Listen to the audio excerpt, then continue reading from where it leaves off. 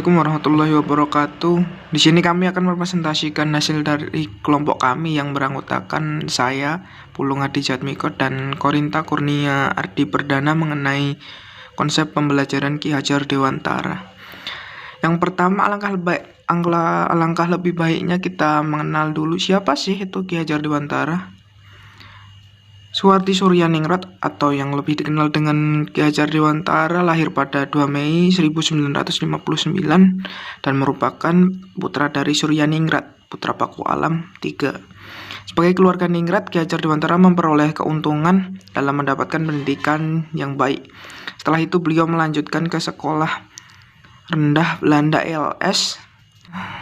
Setelah itu beliau melanjutkan ke sekolah guru dan berpindah ke Stovia sebelum menyelesaikannya.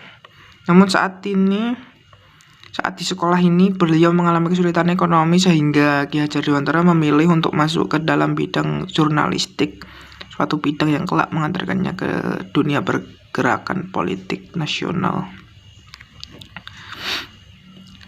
Selain itu, Ki Hajar Dewantara pun jauh lebih mengaktifkan dirinya pada Indis Partij yang didirikan pada tanggal 6 September 1912. Dengan alasan ini, maka Ki Hajar Dewantara tidak memiliki kesempatan untuk menjadi tokoh yang penting di lingkungan syarikat Islam. Nah, yang kedua, mari langkah lebih baiknya kita mengetahui apa saja sih karya-karya Ki Hajar Dewantara. Karya warisan pertama Ki Hajar Dewantara adalah Taman Siswa yang menjadi representasi institusi pendidikan pribumi pada masa kolonial dan tetap eksis sampai hari ini. Kedua adalah tulisan Ki Hajar Dewantara dalam bidang pendidikan dan kebudayaan. Tulisan-tulisan itu dikumpulkan dan diterbitkan oleh Majelis Luhur Persatuan Taman Siswa dalam buku karya Ki Hajar Dewantara bagian pertama, yaitu pendidikan pada tahun 1962, dan karya Ki Hajar Dewantara bagian 2 kebudayaan pada tahun 1967. Kepiawaian dalam menulis karena beliau sejak muda menjadi penulis dan wartawan. Ki Hajar Dewantara dalam tulisan itu mengatakan bahwa kemerdekaan dalam dunia pendidikan memiliki 3 sifat: berdiri sendiri, tidak tergantung pada orang lain, dapat mengatur diri sendiri. Buku bagian kedua kebudayaan terbagi dalam 5 bab: kebudayaan umum, kebudayaan dan pendidikan atau kesenian, kebudayaan dan kewanitaan, kebudayaan dan masyarakat, hubungan dan penghargaan kita.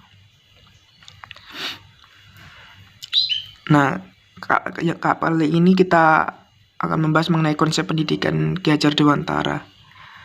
Konsep pendidikan yang digagas oleh Ki Hajar Dewantara umumnya mengutamakan cinta serta kasih sayang, di mana pendidik sama seperti orang tua kepada anaknya sendiri. Adapun berikut ini merupakan 3 konsep pendidikan Ki Hajar Dewantara, yaitu yang pertama, Engarsa Sung Tulodo. Engarsa Sung Tulodo memiliki arti di depan, maksudnya yaitu seorang pendidik harus dapat memberi teladan. Teladan sendiri menjadi kunci keberhasilan dalam kegiatan belajar, di mana ketika seorang pendidik menjadi kunci keberhasilan dalam kegiatan belajar, di mana ketika seorang pendidik memiliki sikap yang baik, maka siswa pun akan mengikuti sikap gurunya secara tidak sadar, sehingga saat kegiatan belajar mengajar berlangsung, maka guru harus memberikan arahan kepada siswa agar tujuan pembelajaran dapat dipelajari dengan baik.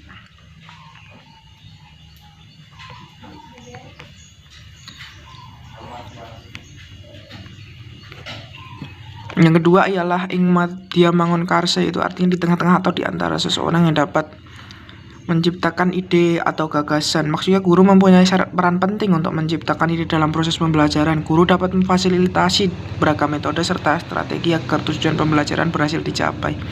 Selain itu, kemampuan atau potensi yang dimiliki oleh siswa dapat berkembang dengan baik. Yang ketiga ialah Tuwuri Handayani, artinya di belakang, maksudnya yaitu seorang pendidik harus berada di belakang siswa untuk memberi dorongan atau arah. Dalam hal ini, seseorang memiliki tanggung jawab dalam pekerjaannya untuk mendorong orang lain dalam mencapai tujuan secara berkelanjutan. Ketika kegiatan belajar mengajar berlangsung, guru harus memberikan dorongan kepada siswa agar rajin belajar disiplin. Guru merupakan imitator pengajar dan teladan yang ucapannya didengar dan perbuatannya ditiru. Guru yang baik merupakan guru yang dapat melahirkan generasi beradab, bermartabat, berguna, bermanfaat bagi masyarakat, berwatak luhur, serta bertanggung jawab atas hidupnya sendiri dan orang lain. Ki Hajar Dewantara juga memprioritaskan pendidikan karakter. Beliau mengajarkan kita untuk menjadi pribadi yang lebih baik, berkarakter, cerdas, dan percaya diri, serta mengajarkan bagaimana cara memerdekakan diri sendiri serta merdeka sebagai rakyat, bangsa, dan negara. Selanjutnya yaitu inspirasi pembelajaran dari konsep pendidikan Ki Hajar Dewantara. Ada beberapa proses pembelajaran yang terinspirasi dari konsep beliau, yaitu yang pertama menerapkan teori trikon, yaitu upaya pendidikan yang dapat dilakukan dengan sikap.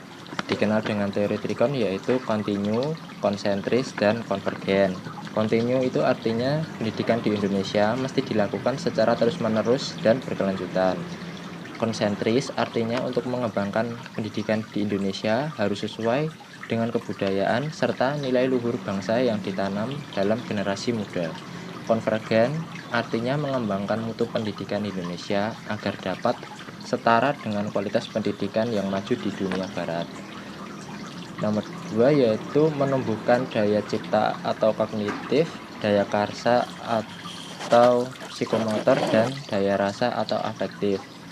Menurut Ki Hajar Dewantara, pendidikan harus bisa meningkatkan daya cipta, daya rasa, dan daya karsa. Ketiga daya tersebut harus tumbuh secara bersamaan tanpa ada yang dikesampingkan untuk dapat mengembangkan diri manusia. Dengan menumbuhkan tiga daya tersebut secara bersamaan, maka proses humanisasi atau memanusiakan manusia dalam pendidikan dapat tercapai. Kemudian metode sistem Among. Ki Hajar Dewantara mengajarkan metode pendidikan sistem Among, yaitu metode pengajaran sesuai dengan ASIH, ASAH, dan ASUH. Hal ini sesuai dengan pendidikan yang dilaksanakan langsung dalam berbagai tempat yang diberi nama Trisentra Pendidikan, yaitu alam keluarga atau pendidikan informal, alam perguruan, pendidikan formal, dan alam pergerakan pemuda atau pendidikan non-formal. Pasalnya, Trisentra tersebut menjadi inspirasi pendidikan di Indonesia, dan ketiganya mempunyai pengaruh besar terhadap pertumbuhan, kepribadian, dan tingkah laku anak. Keluarga, pihak sekolah, pemerintah maupun masyarakat merupakan stakeholder pendidikan yang memiliki peran penting dalam proses pendidikan ini. Kemudian membentuk pribadi yang mandiri. Inspirasi dari konsep Ki Hajar Dewantara selanjutnya yaitu pendidikan yang dapat membentuk pribadi yang mandiri dengan 3 indikator, yaitu bisa berdiri sendiri, tidak bergantung dengan orang lain, serta dapat mengatur dirinya sendiri. Kemudian pendidikan harus relevan dengan kehidupan. Secara umum, konsep pendidikan harus relevan dengan garis hidup guna mencerdaskan rakyat serta mengangkat martabat bangsa. Seorang yang berpendidikan harus bisa bekerja sama untuk memajukan Indonesia di antara negara-negara di dunia. Dan setiap individu harus bisa memaksimalkan potensi yang dimiliki. Kemudian selanjutnya pengembangan pendidikan selaras dengan nilai budaya. Pengembangan pendidikan harus selaras dengan nilai budaya untuk memperkuat dinamika pendidikan sebagai penguat bangsa. Ki Hajar Dewantara memandang jika misi pendidikan nilai budaya masyarakat timur lebih cocok digunakan, maka taman siswa dibuat dengan pendekatan momong, among, dan ngemong. Jika sistem pendidikan sesuai dengan nilai budaya lokal, guru dapat berperan kembali sebagai insan yang membimbing serta memimpin anak didik dengan lembut untuk mengembangkan bakat, potensi, dan karakteristik peserta didik. Sekian, terima kasih.